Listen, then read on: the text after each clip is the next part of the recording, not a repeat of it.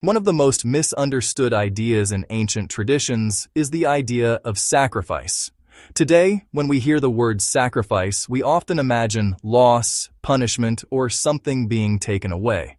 But in the symbolic language of ancient cultures, sacrifice meant something very different. It meant transformation. It meant that energy is constantly changing form. If you look closely at life itself, you begin to notice something both simple and profound. Life survives by transforming life. Plants grow by absorbing sunlight, the fire of the sun, along with water from the earth. Animals eat plants. Other animals eat those animals.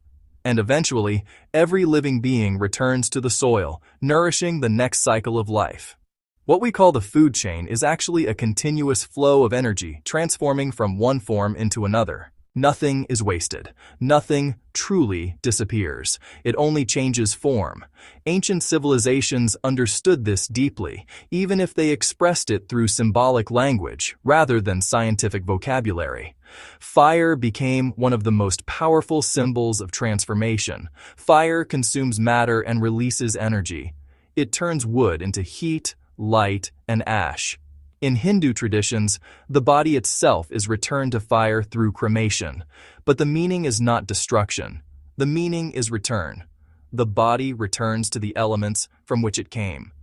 Even our own bodies mirror this symbol. The human body is like a fire pit. It requires fuel in order to continue burning. Food enters the body and becomes energy. Energy becomes movement, thought, emotion, and life itself. Without fuel, the fire fades. And if we trace this energy back far enough, we arrive at the sun. Ancient Egyptians recognized this and revered the sun as a divine force, not because the sun was literally a god sitting in the sky, but because they intuitively understood that the fire of the sun sustains all life on Earth. Without sunlight, there would be no plants. Without plants, there would be no animals. Without animals, there would be no human life. Everything we are is part of this great transformation. This is why many ancient philosophies did not see destruction as the opposite of life. They saw it as part of the same cycle.